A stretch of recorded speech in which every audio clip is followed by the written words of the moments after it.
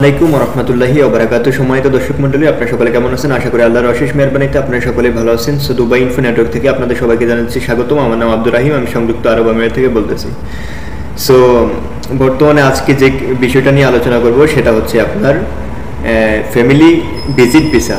So family visit visa সবাই অনেকেই আপনার জিজ্ঞাসা করতেছেন যে ভাইয়া স্পন্সর ফ্যামিলি ভিসা কি এখনো খোলা আছে নাকি খোলা নাই। সো আসলে আপনাদেরকে আমি আগের ভিডিওতেও বলছি যে ফেব্রুয়ারি মাসেই চালু হয়েছে স্পন্সর ফ্যামিলি ভিসা।